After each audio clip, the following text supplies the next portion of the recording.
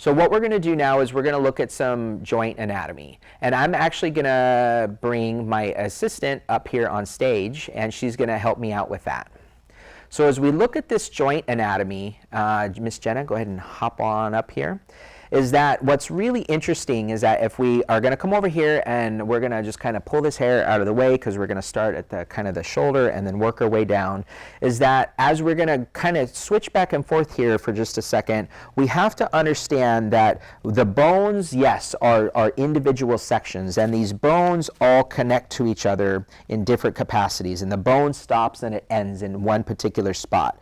So we have the upper arm bone, the humerus that starts here and ends here, and then we have our radius and our ulna down in the forearm, but all of the connective tissues in and around that are what hold those bones together. So if we come over here to our screen, what we can see is that we can see these bones do have start and end points, and there's quite a few different bones within that arm itself. So when we're talking about the elbow, what we have to understand is that the elbow is two pieces coming together. So we're going to look above and below the elbow when we're trying to address any kind of elbow pain.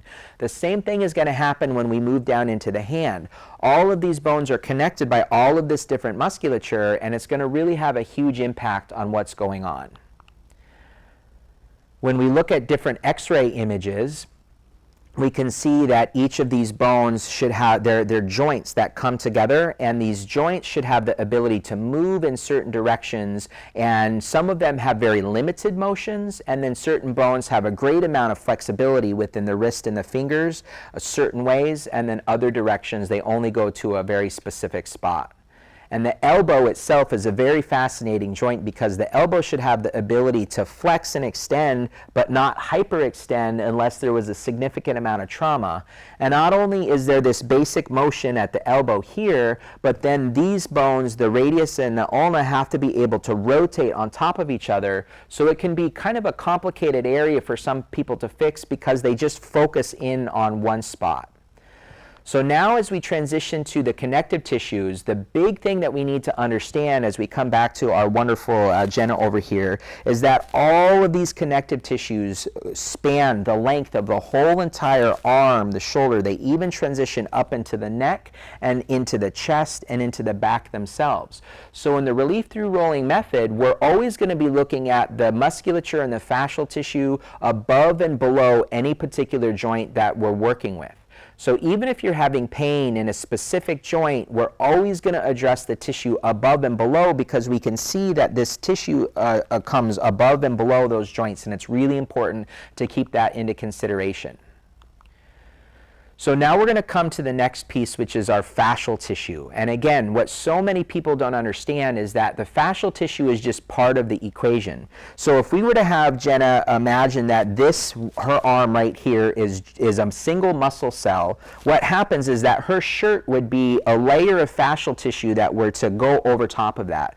Now the fascial tissue would be covering this whole entire limb, and what should happen is that this fascial tissue, if we come back over here to our screen, is that this fascial tissue covers every single piece and part within your entire body, from the nerves, the veins, the arteries, all of your organs, and down to the individual muscle cells themselves are all surrounded by a layer of fascial tissue.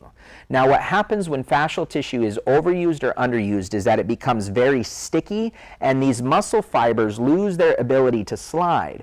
Or if muscles are going different directions, as the layers do, they would not be able to slide very well without pulling other muscles with it. So the big thing to keep in mind is that while the fascial tissue has gained a lot of popularity over the last few years, and it's really being talked about quite a bit, there is never a point in your body that you're actually ever just working the fascial tissue. You're truthfully working all of this at the same time. You're working your skin, you're working the fascia, you're working the muscle cells, you're working the nerves and the veins and the arteries as well. And the fascial tissue is just part of that equation.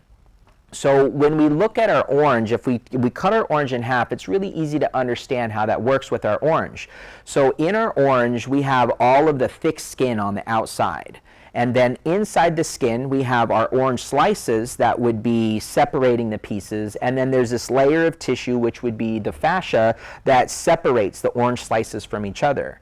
Now, when we break that down into smaller compartments, you can dissect that down to these very, very thin membranes where the orange juice itself is inside of.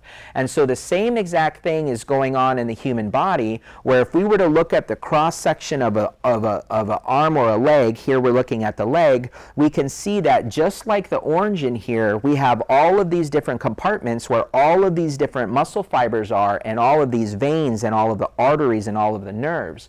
And so when we're using the relief through rolling system, we're always working all of those tissues together, because the truth is you can't separate them out from each other.